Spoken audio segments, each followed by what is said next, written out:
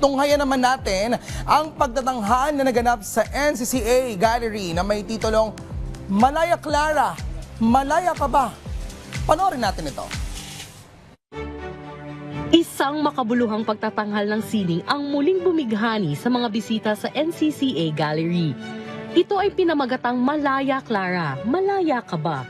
Gawa ni Carmela Marfori, ang youngest solo show gallery exhibition grantee ng NCCA.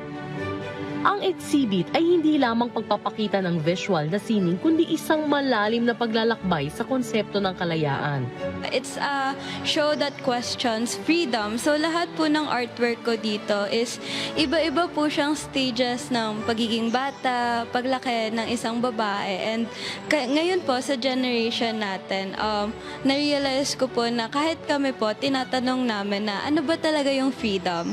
Mas naging kakaiba ang exhibit dahil ang mga obra ay gawa sa mga retasong textiles o fabric. Ako po, na-discover ko na pwede rin pala gamitin yung textile. Kaya makikita niyo po dun sa mga works ko, may Filipiniana, may barong, may mga lumang damit. So yung naging, para sa akin po ang tawag ko sa kanya is fabric art or textile installation.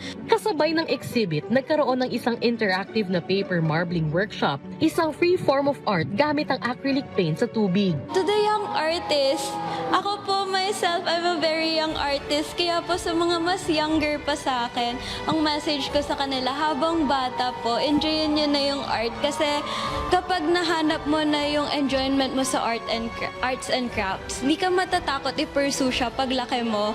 And magiging way pa nga siya para ma-discover mo kung ano talaga yung gusto mo in life. Sa Malaya Clara, Malaya Ka Ba? Hindi lamang ipinagdiriwang ang sining, kundi ang kakayahan ng bawat isa na magsalita, magpahayag at magtanong tungkol sa kalayaan.